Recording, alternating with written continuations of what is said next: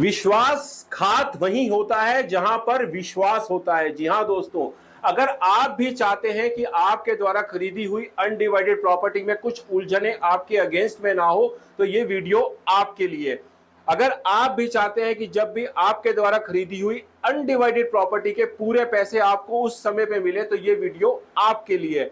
और अगर आप भी चाहते हैं कि भगवान ना करे आपको कुछ हो जाए, आपके परिवार के ऊपर किसी भी प्रकार की अनडिवाइडेड प्रॉपर्टी बेचने के समय पे कोई भी परेशानी ना हो, तो ये वीडियो आपके लिए।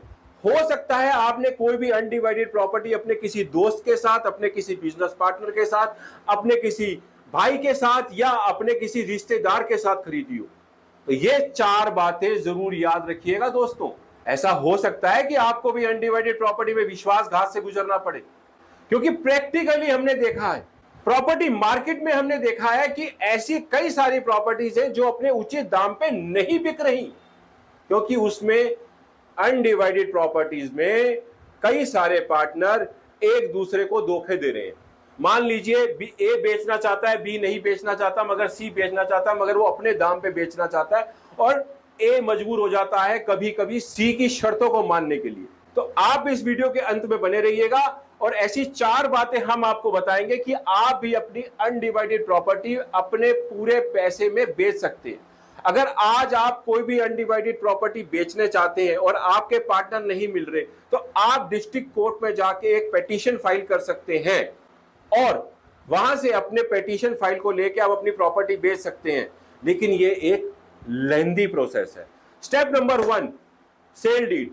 कोशिश करिए आप अपने पोर्शन की सेल डीड सेपरेट रजिस्टर कराएं, चाहे वो आपका पोर्शन 20% है, 60% है, 25% है, या कोई भी XYZ कोई भी पोर्शन है आपके नाम पे, उसकी सेल डीड सेपरेटली अपने नाम पे रजिस्टर कराएं। अब आप कहेंगे कि मैं कॉमन सेल डीड में भी और सेपरेट सेल डीड में भी स्टैंप ड्यूटी भर रहा हूं, तो इसके कितने सारे फायदे होंगे, आपको ये पता ही नहीं है। Step number 2, documents. Mother deed से लेके अभी तक के जितने भी ओरिजिनल डॉक्यूमेंट्स हैं, उसमें से कुछ ओरिजिनल पेपर्स आप अपने पास रखिए। और मान लीजिए कि उसमें कुछ थोड़े से ही ओरिजिनल पेपर आपके पास आ रहे हैं, तो कम से कम अपनी सेल डीड के साथ में एक सेल डीड ओरिजिनल जरूर रखिए। किसी पर भी विश्वास मत करिए, क्योंकि विश्वासघात वहीं होता है जहां पर विश्वास होता है। स्टेप नंबर 3, कभी कभी ऐसा देखा गया है कि कुछ पार्टनर्स मिलके ओरिजिनल फाइल प्राइवेट फाइनेंसर के पास मार्केट में रखवा देते हैं और वहां से फंडिंग रेज करते हैं। ए को तब पता चलता है जब ये प्रॉपर्टी वो बेचना चाहता है, तब उसको पता लगता है कि इन्होंने ओरिजिनल फाइल किसी प्राइवेट फाइनेंसर के पास रखवा रखी है। उस इंटरेस्ट का भागीदार इसको भी बनना पड़ता है। तो अगर आपके पास ओरिजिनल सेल डीड आपकी अपनी है और आपके पास पीछे की चैन के कुछ ओरिजिनल आपके पास है, तो ये किसी भी प्राइवेट फाइनेंसर से भी लोन नहीं ले सकते।